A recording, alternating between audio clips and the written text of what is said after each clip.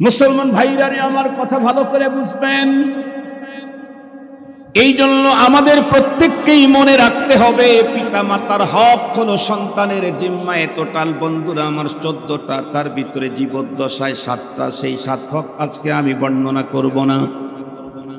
মৃত্যুর পরে যেই হক সন্তান তার পিতা মাতার জীবদ্দশায় যতই হক আদায় করুক, মৃত্যুর পরে তাকে 14টা হক আদায় করতেই হবে।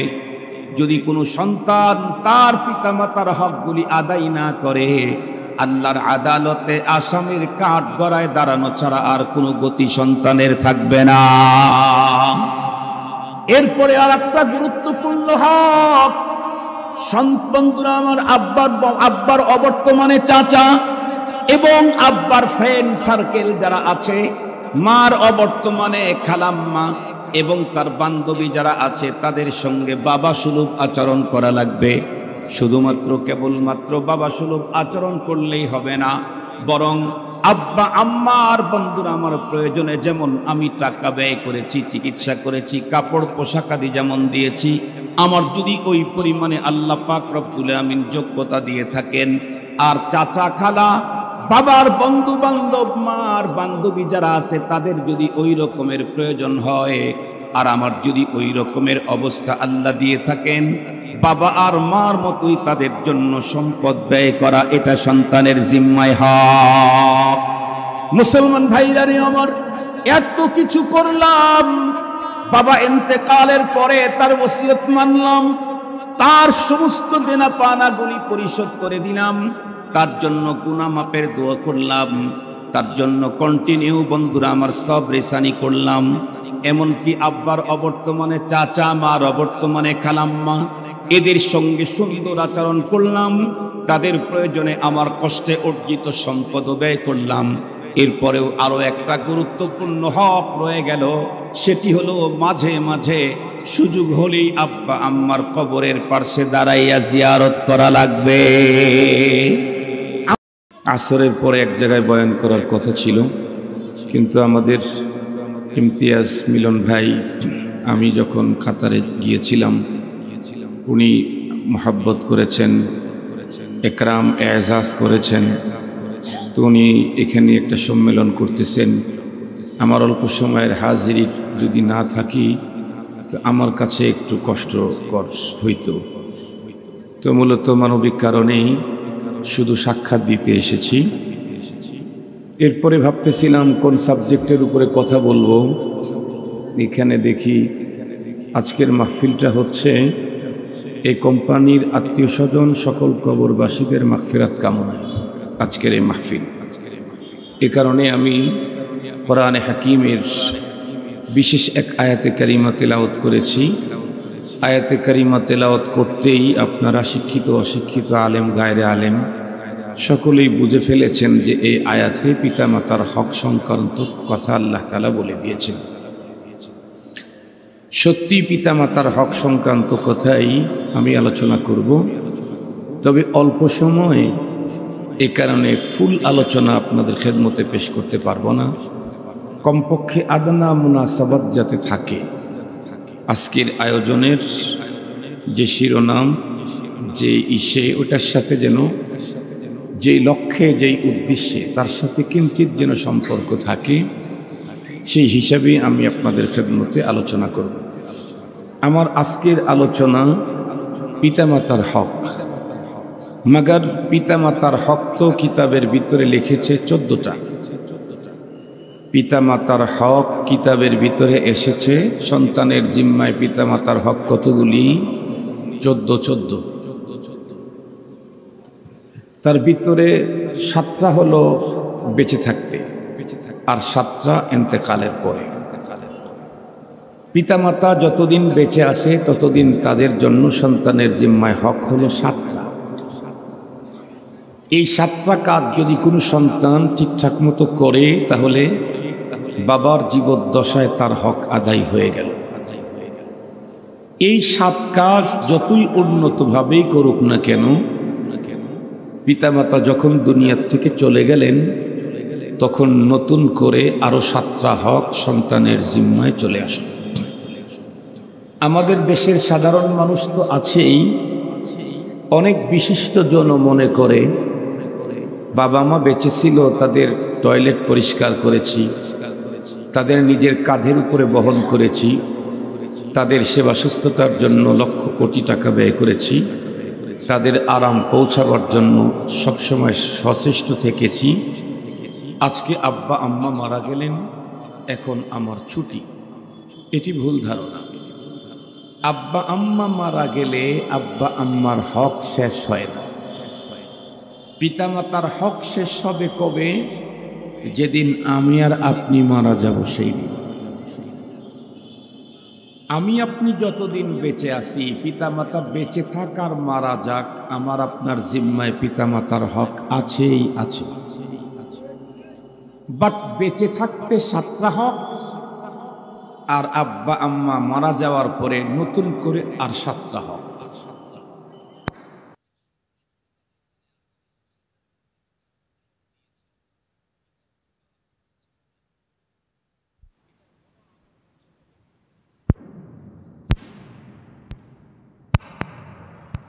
আল্লাহ পাকের যত দয়া মায়ার কথা আছে সব তার হকের ব্যাপারে।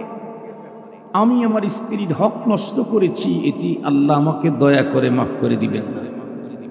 আমি আমার ছেলের হক নষ্ট করেছি, আল্লাহ আমাকে মাফ করে দিবেন না দয়া করে। বরং রসুলকে দিয়ে আল্লাহ জানাই দিয়েছেন, মান কাতা মিরাসা ওয়ারিসিহি কাতা আল্লাহু মিরাসাহু মিনাল জান্নাতি ইয়াউমাল কিয়ামah। সন্তানের হক নষ্ট করেছো, তার পাওনা তাকে দেওনি, তোমার জান্নাতে তোমার পাওনা থেকে তোমাকে দূরে সরায় দেওয়া হবে, তোমাকে বঞ্চিত করা হবে। এই জন্যে বান্দার হক বড় সিরিয়াস। পিতামাতা ইন্তেকালের পরে সন্তানের জিম্মায় গুরুত্বপূর্ণ দায়িত্ব হলো তার বাবাকে ঋণ মুক্ত করে দেওয়া, যাতে করে পরপারে আল্লাহর আদালতে তাকে জবাবদিহি করতে না হয়, কবরের জগতে তাকে সাজা ভোগ করতে না হয়। 3 নম্বরের হক, আব্বা আম্মা ইন্তেকালের পরে তাদের গুনাহ মাপের ব্যবস্থা করা। হয়তো অনেক গুনাহ নিয়ে বাবা চলে গেছেন, এই গুনাহগুলি যদি ক্ষমা না নিয়ে দেই, এই মতো অবস্থাতে যদি পরপারে আল্লাহর আদালতে বিচার কার্য শুরু হয়ে যায়, তাহলে তো এই গুনাহ ক্ষমা হওয়ার মাত্র 2টা পথ। একটা হলো রব যদি নিজের দয়াতে ক্ষমা করে দেন তো ফাবিহা। যদি বলেন আমি আমার দয়া দিয়ে ক্ষমা করব না, আল্লাহর হক, বান্দার হক তো বান্দার কাছ থেকেই মিউচুয়াল করাতে হবে, তাহলে সেই ক্ষেত্রে এই গুনাহ মাপ নেওয়ার ক্লিয়ার করার একটাই পথ, সেটা হলো জাহান্নামের আগুনে পুড়ে এই গুনাহগুলোকে ক্ষমা নিতে হবে। 1/2 সেকেন্ড জাহান্নামের আগুনে পুড়বার মতো সক্ষমতা আমার আপনার কারণেই। এই ভয়ঙ্কর শাস্তি, যেই শাস্তির কথা রব নিজে বলেছেন, আযাবুন আলীম, আযাবুন আযীম, আযাবুন মুহিন, আযাবুন নার। ভয়ঙ্কর ভয়ঙ্কর শব্দ। এরপরে রব্বুল আলামিন আরো বলেছেন, ফায়াউমা ইযিন লা ইউআযযিবু আযাবাহু আহাদ ওয়ালা ইউসিকু ওয়াসাকাহু আহাদ। রব বলেন, পৃথিবীতে যত পদ্ধতিতে স্বৈরাচারদেরকে, জালেমদেরকে জুলুম করার দৃশ্য আর কথা আর গল্প তোমরা শুনেছো, এই জাতীয় কোনো পদ্ধতিতে আমি শাস্তি দেব না। আমার শাস্তি হবে এর চাইতে ভয়ঙ্কর। পৃথিবীর যত অপরাধীদেরকে তোমরা বানতে দেখেছো, কাউকে এভাবে, কাউকে উপর করে, কাউকে মাথা নিচের দিকে দিয়ে, রব বলেন এই জাতীয় কোনো পদ্ধতিতে আমি অপরাধীদেরকে বাঁধব না, আমার বাধা হবে এক ভয়ঙ্কর। এ কারণেই আব্বা আম্মা ইন্তেকালের পরে তার গুনাহ মাপের ব্যবস্থা করা। গুনাহ মাপের ব্যবস্থা কেমনে করবেন? একেবারে সহজ কথা। আমাদের এক উস্তাদে মুহতারাম বলতেন যে 5 ওয়াক্ত নামাজের পরে তুমি সূরাতুল ফাতিহা পড়ো, সূরা ইখলাস পড়ো, পড়ে এর নেকি তোমার বাবাকে দাও, আর হাত উঁচু করে রবের কাছে বলো, ইয়া আল্লাহ, আমি তো এর নেকি দিলাম, কিন্তু বাবার আমল নামায় তো গুনাহ থাকতেই পারে, গুনার জন্য বাবার হয়ে আমি তোমার কাছে আপিল করতেছি, তুমি আমার বাবাকে মাফ করে দাও, তুমি আমার মাকে মাফ করে দাও। তো বলেন প্রতিদিন 5 বার যদি কোনো সন্তান তার বাবার জন্য আল্লাহর আদালতে জামিনের আবেদন করতেই থাকে, আল্লাহ পাক রব্বুল আলামিন অবশ্যই দয়ার সাগর করুণার আধার, খুব লম্বা টাইম যাবে না, সন্তানের বিনয়ী চোখের পানি আর আবেগী দোয়ার কারণে তার পিতা মাতাকে আল্লাহ তাআলা জামিন দিয়ে দিবেন, মুক্তি পেয়ে যাবে, মুক্তি পেয়ে যাবে। আজকে মিলন ভাই তার আজকের এই বিশাল সমাবেশ লক্ষ লক্ষ টাকা ব্যয়, এর মূল টার্গেটই কিন্তু লিখে দিয়েছেন আপনজন আত্মীয় স্বজন কবরবাসীদের দোয়া। এটাই টার্গেট আজকে ওনার। এই লক্ষ লক্ষ টাকা ব্যয়ের টার্গেট হলো এইটা ওনার। বহুত বড় কাজ। মনে রাখবেন, পিতামাতা ইন্তেকালের পরে আরো একটি গুরুত্বপূর্ণ হক, পিতামাতার অ্যাকাউন্টে নেকি পৌঁছাবার ব্যবস্থা করা। কারণ আপনার আব্বা আম্মা হজে চলে গেছে অথবা চিল্লায় গেছে, যাওয়ার সময় 15 দিনের টাকা নিয়ে গেছে, উনি গিয়ে নিয়ত করছেন 3 চিল্লা কমপ্লিট করে আসবেন। টাকা পৌঁছানো দরকার না? কথা বলেন, টাকা পৌঁছানো দরকার না? উনি দেশের বাইরে চলে গেছেন, জাপানে গেছেন দাওয়াতে তাবলীগের মেহনতে। বলুন তো দেখি, বাংলাদেশ থেকে জাপানে টাকা পৌঁছানো যায় না? বাংলাদেশ থেকে জাপানে যেমন টাকা পৌঁছানো যায়, কারো পিতামাতা কবর জগতে চলে গেছে, জগৎ ছেড়ে আরেকটা জগতে চলে গেছে, আলমে বারজাখ। আল্লাহ পাক অপশন দিয়েছেন, সিস্টেম দিয়েছেন, দুনিয়াতে সন্তান চাইলেই তার আব্বা আম্মার অ্যাকাউন্টে নেকি ঢুকাইতে পারবে। আব্বা আম্মার অ্যাকাউন্টে নেকি ঢুকাইতে পারবে। মনে রাখবেন, কোন সন্তান তার বাবার জীবদ্দশায় পৃথিবীর সব সম্পদের মালিক হওয়ার পরে সবটাই যদি বাবাকে দেয়, বাবা যতটুকুন মুস্তাফাদ উপকৃত না হয়, কোন সন্তান তার মা বাবা ইন্তেকালের পরে একবার সূরা ইখলাস পড়ে এর নেকিটা যদি দেয়, দুনিয়ার জীবদ্দশায় সমস্ত সম্পদ দেওয়ার চাইতে বাবার উপকার বেশি হয় সূরা ইখলাসের দ্বারায়। এই জন্য আমাদের উস্তাদ বলতেন, 5 ওয়াক্ত সালাতের পরে সূরাতুল ফাতিহা পড়ো, সূরা ইখলাস পড়ো, আব্বা আম্মার জন্য যতদিন বেঁচে আসো কন্টিনিউ দোয়া করতে থাকো। এই দোয়ার দ্বারায় তোমার বাবার জামিন হবে। এ প্রসঙ্গে হাকিমুল উম্মত মুজাদ্দিদুল মিল্লাত শাহ আশরাফ আলী থানভী রাহমাতুল্লাহি আলাইহি উনি ওনার কিতাবের ভিতরে ইন্ডিয়ার একটা ঘটনা বর্ণনা করেছেন। আমি ঘটনাটা আপনাদেরকে শুনাই। ইন্ডিয়ার ভিতরে এক বুজুর্গ স্বপ্নে দেখলেন, আপনারা যদি একটু গরম, তো আপনারা যারা ওই পাশে আছেন, এইদিকে প্রচুর জায়গা আছে, এই কর্নারে জায়গা আছে, একটু ওই পিছন দিক থেকে স্টেজের বাম সাইডে আসেন, প্রচুর জায়গা আছে। তো গরমের টাইম, মানুষদেরকে কেমনি চেপে বসতে বলবো? আমারই তো গরম লাগতেছে, তোমার জন্য যেটা চয়েস করো না আর একজনকে সেটা বলাটা কেমন? তো আপনারা একটু ওইদিকে আসেন, আমি কথা বলবো 10 মিনিট, আর আমার যদি চেপে বসাইতে বলেন তাহলে তো আমার কথাই শেষ হয়ে গেল, সময় শেষ হয়ে যাবে। ওই দিক দিয়ে আসেন, ওই দিক দিয়ে আসেন, এই সাইডে আসতে পারেন, ওই সাইডে আসতে পারেন। তো যে কথা বলতেছিলাম, হাকিমুল উম্মত থানভী রাহমাতুল্লাহি আলাইহি বলেছেন, এক বুজুর্গ একদিন স্বপ্ন দেখলেন তার এলাকার এক লোককে, যে লোকটা মারা গেছে, তার সাথে ওনার সখ্যতা ছিল দুনিয়ার জীবদ্দশায়।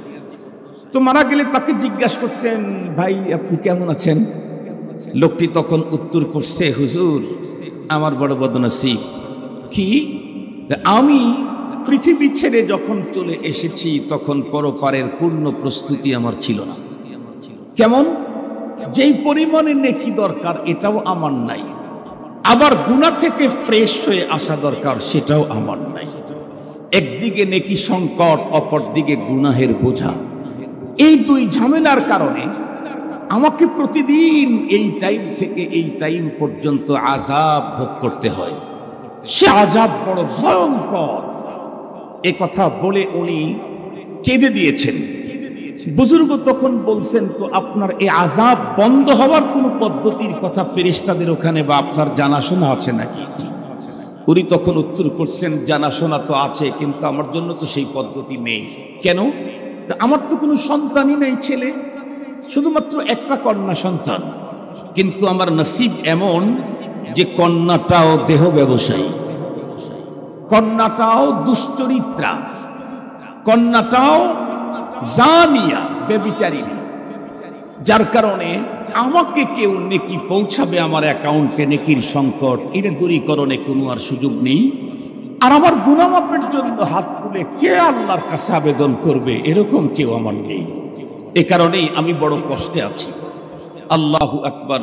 বুজুর্গকে ওই মুরব্বী বললেন, ভাইজান আপনি তো আমার মেয়েটাকে ছোটবেলায় দেখেছেন, হয়তো আপনি চিনবেন, যদি ওর সাথে কখনো দেখা হয় আমার আলমে বরজাখের কবর জগতের দুঃখ দুর্দশার কথাগুলি ওকে বলে ওকে দুইটা নসিহত করবেন।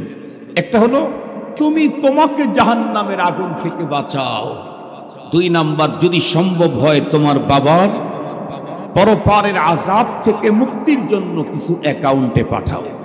এই 2টা কথা আপনি বলবেন। বুজুর্গ ঘুম ভেঙে গেছে, পরের দিন খুঁজাখুঁজি করে, কিন্তু বাজারই মেয়ে তো, আজকে এই বাজার কালকে আর এক বাজার, ওরে পাওয়া যায় না। চলতে চলতে হঠাৎ করে একদিন দেখলেন ওপেন খোলা দিঘির ভিতরে গোসলের জন্য দাঁড়িয়ে আছে মেয়েটি। বুজুর্গ দেখে চিনে ফেলেছেন, তো তাকে জিজ্ঞাসা করলেন, এমা তুমি মুসলিম নারী হয়ে এভাবে ওপেন খোলা আকাশের নিচে গোসল করতে আসছো, পানির ভিতরে দাঁড়ানো, তুমি এই কাজটা করো না মা, মা তোমাকে একটা কথা বলার জন্য খুঁজছি তো আমি। মেয়েটি তখন অন্য ভ্যাগ্র মেজাজ দিয়ে বলল, কি আবার কথা আপনার বলেন। উনি বললেন, মা তোমার বাবার সাথে স্বপ্নযোগে আমার বেশ কয়েকদিন আগে দেখা হয়েছে, তারপরে তোমার বাবা বড় কষ্টে আছে, কারণ তার নেকির পুঁজিও পর্যাপ্ত পরিমাণে নেই, আবার সব গুনাহ ক্ষমা করে নিয়ে কবরে যেতে পারেনি, যার কারণে কন্টিনিউ তাকে নির্ধারিত টাইমে সাজা ভোগ করতে হয়। মেয়েটি তখন বলল, তো আমার কি করার আছে এখানে? তখন উনি বললেন, তোমার বাবা অত্যন্ত বিনয়ের সাথে অস্ত্র ভেজা কণ্ঠে আমাকে স্বপ্নযোগী বলেছে তোমাকে 2টা নসিহত করতে। একটা হলো তুমি তোমাকে জাহান্নামের আগুন থেকে বাঁচাও, তুমি যে পথে আছো এই জাহান্নামের পথ, এটাকে ছেড়ে দাও। আর একটা হলো পারলে তোমার বাবার অ্যাকাউন্টে কিছু দিয়ে দাও, তাহলে তোমার বাবার মুক্তি মিলে যেতে পারে। মেয়েটি তখন মুখটা একটু বাঁকা করে পানির ভিতরেই দাঁড়ানো ছিল, একচল পানি দিঘি থেকে উঠিয়ে উপরের শুষ্ক স্থানে এভাবে ছুঁড়ে মেরে বলল, এই যে চাচা, এই পানিটুকুন বাবার জন্য দিলাম, এর চাইতে বেশি কিছু দেয়ার আমার কাছে নেই। বুজুর্গ তখন অত্যন্ত দিল তার ফেটে চৌচির হয়ে গেল। আল্লাহ, তোমার জমিনে এমন সঙ্গে দিলের নারীও তুমি তৈরি করেছ, যে বাবার কবর জগতের দুঃখ দুর্দশার কথা শোনার পরেও অন্তরটা একটুও বিগলিত হলো না। এমন সঙ্গে দিলের মানুষ তুমি পৃথিবীতে তৈরি করেছো, তাও আবার নারী। চোখে পানি মুছতে মুছতে আফসোস করতে করতে চলে গেলেন। 1-2 দিন পরে স্বপ্নযোগে ওই লোকের সাথে এই বুজুর্গের আবার সানিয়ান সাক্ষাৎ। তো দেখতেছে ওই লোক আজকে হাসে। বুজুর্গ জিজ্ঞাসা করলেন, কি খবর মিয়া, কি খবর? কেন, খবর তো খুব ভালো। তো ভালো মানে? আমার তো আযাব এখন বন্ধ হয়ে গেছে। আপনার আযাব বন্ধ হইল কি করে? কেন? আপনি তো আমার মেয়েকে বলেছিলেন, আপনাকে যে কথাটা বলেছিলাম আপনি তা আমল করেছেন। আমার মেয়ে আমার জন্য কিছু পার্সেল পাঠিয়ে দিয়েছে, অ্যাকাউন্টে কিছু ঢুকায় দিয়েছে, তো রব্বে কারীম ওর উসিলায় আমার আযাব মওকুফ করে দিয়েছে। আমি এখন স্বাধীন জান্নাতের একজন বাসিন্দা। বুজুর্গ জিজ্ঞাসা করলেন, তোমার মেয়ে কি দিয়েছে তোমার জন্য? দিয়েছে না, না তোমার মেয়ে কিছু দেয়নি। আমি তোমার মেয়েকে তোমার দুঃখ দুর্দশার কথা যখন বললাম, সে তখন তার চেহারার ভিতরে বাবার প্রতি মায়া মোহাব্বতের কোন ছাপ আমি দেখি নেই। একটা পর্যায়ে আমি যখন বললাম, পারলে তোমার বাবার জন্য কিছু অ্যাকাউন্টে পাঠাও কবর জগতে, সে তখন দিঘির ভিতরে পানির ভিতরে দাঁড়িয়েছিল, একচল পানি উপরের দিকে ছুঁড়ে মেরে বলল, পানিটুকুন বাবার জন্য দিলাম। ওই আল্লাহর বান্দা যে কবরস্থ হয়েছে, সে তখন ডেকে বলে, ওগো আল্লাহর ওলি, আমার মেয়ের হাতের ছোড়া পানি জমিনের এমন একটা জায়গায় গিয়ে পড়েছিল, যেখানে ছোট্ট একটা কীট, আল্লাহর তৈরি করা ছোট্ট একটা পোকা তৃষ্ণায় কাতর হয়ে জীবনের শেষ সন্ধিক্ষণের প্রহর গুনতেছিল। ঠিক ওই মুহূর্তে আমার মেয়ের হাতের ছোড়া পানি ওর বডির উপরে পড়লে তৃপ্তি সহকারে ও পানি পান করেছে, নতুন জীবন ও পেয়ে গেছে। ওই ছোট্ট কীট তখন আল্লাহর কাছে ফরিয়াদ করেছে, আয় রব, যেই মানুষের ছোড়া পানিতে তুমি আমাকে নতুন করে জীবন দান করলে, ওর আপনজন যদি কেউ আমার মতো মুসিবতে থেকে থাকে তাকে তুমি মুক্তি দিয়ে দাও। ছোট্ট এই কীট, এই পতঙ্গ, এই ছোট্ট একটা আল্লাহ পাকের তৈরি করে একটা পোকা, এর এতটুকুনের কারণে এটার নেকি আল্লাহ পাক আমার আমল নামায় দিয়ে ওইটার কারণে আমাকে জাহান্নামের আগুন থেকে মুক্তি দিয়েছেন। মুহতারাম হাজিরিন, এই জন্য প্রত্যেকটি সন্তান যাদের পিতা মাতা দুনিয়া ছেড়ে চলে গেছে, যত কাজ প্রতিদিন করি তার মধ্যে প্রথম কাজ ফেহরিস্ত আর সিরিয়ালে মা আর বাবার অ্যাকাউন্টে কিছু ঢোকানো, এটা থাকা দরকার। কন্টিনিউ আমার সন্তানের জন্য তো আমি কোটি টাকা ব্যয় করছি, ওকে তো ইস্টাবলিশ করার জন্য আমেরিকায় পাঠাইলাম, কানাডায় পাঠাইলাম, অথচ সন্তান তো আমার জন্য রাত্রি জাগে নাই। রাত্রি জেগেছে তো ছোটবেলায় আমার মা আমার জন্য। আমার টয়লেট তো আমার ছেলে পরিষ্কার করে নাই, আমি আমার ছেলের টয়লেট পরিষ্কার করেছি। আমার টয়লেট পরিষ্কার করেছে আমার মা, আমার টয়লেট পরিষ্কার করেছে আমার বাবা। আমার জন্য নিজের জমি বিক্রি করে চিকিৎসায় ব্যয় করেছে আমার মা আমার বাবা। মার কানের গহনা, গলার গহনা, হাতের গহনা বিক্রি করে আমাকে বাঁচাবার জন্য সবগুলো টাকা ব্যয় করেছে আমার মা। সেই মা দুনিয়া থেকে চলে গেছে। প্রত্যেক দিনের প্রথম টার্গেট হওয়া দরকার, ফজরের সালাতেই আমি আমার মা আর বাবার অ্যাকাউন্টে কিছু দিয়ে যেতে চাই। টাকা লাগে না তো, শুধু টাকা দিয়েই হয় এমনটি না। সূরাতুল ফাতিহা পড়লেই তো হয়, একবার সুবহানাল্লাহ বললেই তো হয়, একবার দরুদ শরীফ পড়লেই তো হয়, একবার ইস্তিগফার করে বাবার জন্য এটাকে রিজার্ভ করে দিলেই তো হয়, একবার সূরাতুল ইখলাস পড়লেই তো হয়, একবার আল্লাহু আকবারের ধ্বনি দিলেই তো হয়। বাবা মা এতটুকুন যথেষ্ট হয়ে যাবে, বাবা মার জন্য অনেক পাওনা হবে। এই জন্য সন্তানের গুরুত্বপূর্ণ হক হলো প্রথম নাম্বার ওসিয়ত পূরণ করা, দ্বিতীয় নাম্বার ঋণ পরিশোধ করা, তৃতীয় নাম্বার গুনাহ মাপের জন্য আবেগ ভালোবাসা চোখের পানি দিয়ে মালিকের কাছে আবেদন নিবেদন করতেই থাকা, আল্লাহ তুমি আমার আব্বা আম্মাকে মাফ করে দাও, আল্লাহ তুমি আমার আব্বা আম্মাকে মাফ করে দাও। বাবার অপরাধের কথা যখন সন্তান মালিকের কাছে চাবে, রব্বুল আলামিনের তখন রহমতের দরিয়ার ভিতরে তরঙ্গ তৈরি হবে। আমি যাকে তৈরি করলাম তাকে মাফ করে তাকে শান্তি পৌঁছাবার জন্য তার ছেলে আমার কাছে আবেদন করে, এমনিই তো রহমতে হক বাহান আমি জুয়া। মুসলমান ভাইরা আমার কথা ভালো করে বুঝবেন। এই জন্য আমাদের প্রত্যেককেই মনে রাখতে হবে, পিতা মাতার হক হলো সন্তানের জিম্মায়। টোটাল বন্ধুরা আমার 14টা, তার ভিতরে জীবদ্দশায় 7টা। সেই 7 হক আজকে আমি বর্ণনা করব না। মৃত্যুর পরে যেই হক সন্তান তার পিতা মাতার জীবদ্দশায় যতই হক আদায় করুক, মৃত্যুর পরে তাকে 14টা হক আদায় করতেই হবে। যদি কোনো সন্তান তার পিতা মাতার হকগুলি আদায় না করে, আল্লাহর আদালতে আসামির কাঠ গড়ায় দাঁড়ানো ছাড়া আর কোনো গতি সন্তানের থাকবে না। এরপরে আর একটা গুরুত্বপূর্ণ হক, বন্ধুরা আমার, আব্বার অবর্তমানে চাচা এবং আব্বার ফ্রেন্ড সার্কেল যারা আছে, মার অবর্তমানে খালাম্মা এবং তার বান্ধবী যারা আছে, তাদের সঙ্গে বাবা সুলভ আচরণ করা লাগবে। শুধুমাত্র কেবলমাত্র বাবা সুলভ আচরণ করলেই হবে না, বরং আব্বা আম্মা আর বন্ধুরা আমার প্রয়োজনে যেমন আমি টাকা ব্যয় করেছি, চিকিৎসা করেছি, কাপড় পোশাক আদি যেমন দিয়েছি, আমার যদি ওই পরিমাণে আল্লাহ পাক রব্বুল আমিন যোগ্যতা দিয়ে থাকেন, আর চাচা খালা বাবার বন্ধু বান্ধব মার বান্ধবী যারা আছে তাদের যদি ওই রকমের প্রয়োজন হয়, আর আমার যদি ওই রকমের অবস্থা আল্লাহ দিয়ে থাকেন, বাবা আর মার মতোই তাদের জন্য সম্পদ ব্যয় করা, এটা সন্তানের জিম্মায় হক। মুসলমান ভাইরানি আমার, এত কিছু করলাম, বাবা ইন্তেকালের পরে তার ওসিয়ত মানলাম, তার সমস্ত দেনা পাওনাগুলি পরিশোধ করে দিলাম, তার জন্য গুনাহ মাফের দোয়া করলাম, তার জন্য কন্টিনিউ বন্ধুরা আমার সব রেসানি করলাম।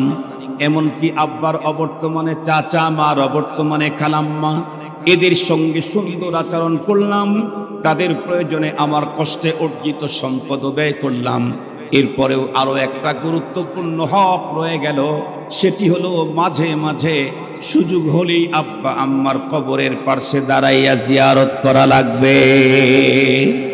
আমি যদি লক্ষ কোটি টাকা প্রতি মাসেও বাবার জন্য সাদাকা করি, দেশেই থাকি, বাবার কবরটাও দেশে, কিন্তু আমি যদি মা বাবার কবরের পাশে যদি বছরে একবার না দাঁড়াই, তাহলে আমার ওই হক আদায় হলো বটে, কিন্তু বন্ধুরা আমার 7 নাম্বার হক আদায় হলো না।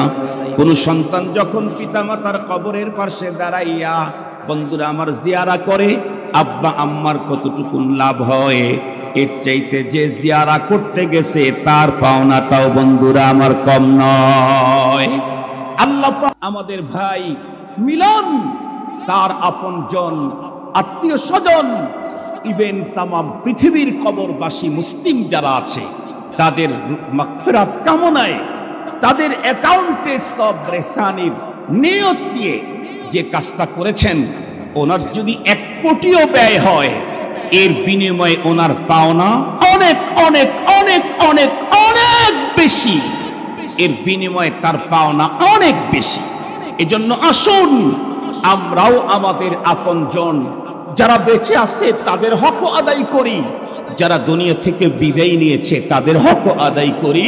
কামা তাদিনু তুদানু, আমি যদি এমনটি করি, আমার জীবদ্দশায় অন্যরা আমার সাথে এমন করবে, আমার মৃত্যুর পরেও যেই জেনারেশন বেঁচে থাকবে আমার জন্য এমন প্যাকেট তারাও পাঠিয়ে দিবে। আল্লাহ পাক আমাদেরকে আলোচিত কথা বুঝায়ের উপরে আমল করার তৌফিক দান করুক। কোরআনে হাকিমের যে আয়াতে কারিমা তেলাওয়াত করেছিলাম, একেবারে শেষের অংশ, ওয়াকুর রব্বির হামহুমা কামা রব্বায়ানি সগীরা। আল্লাহ পাক অপশন দিয়েছেন, অর্ডার করেছেন আমাদেরকে, কুল, তোমরা বলো রব্বির হামহুমা, আয় আল্লাহ আমার আব্বা আম্মা দুইজনকে দয়া করো, মায়া করো, আদর করো, স্নেহ করো, সোহাগ দাও। কেমন? কামা রব্বায়ানি, যেমন ভাবে আদর, সোহাগ, ভালোবাসা, শফকত দিয়ে আমাকে লালন করেছেন, সগীরা, আমার ছোটবেলায় যখন আমি কোনো আবেদন করতে পারতাম না, ক্ষুধা লাগলেও বলতে পারতাম না, পেটে ব্যথা হলেও বলতে পারতাম না, আঘাত পেলেও বলতে পারতাম না, শুধু কান্নাটাই ছিল আমার একমাত্র পুঁজি। মা সবকিছু বুঝে নিতেন। কতটা দয়া ভালোবাসা হলে এক কান্নাতেই মা বুঝতেন এটা কি ক্ষুধার কান্না না ব্যথার কান্না, এটা কি ক্ষুধার কান্না নাকি ব্যথার কান্না, এটা কি হাতে আঘাতের কান্না না কোনো প্রকার আঘাত করার কান্না। মা বুঝে নিতেন কি পরিমাণে দয়ার দ্বারায়। ওর চাইতে বেশি দয়া তুমি আমার আব্বা আম্মাকে দান করো। আমরা এই দোয়া আল্লাহ পাকের কাছে করব, পিতামাতার এই 7 হক আমরা আদায় করব। আল্লাহ আমাদেরকে তৌফিক দান করুক। ওয়া আখিরু দাওয়ানা আলহামদুলিল্লাহি রাব্বিল আলামিন। আসসালামু আলাইকুম ওয়া রাহমাতুল্লাহ।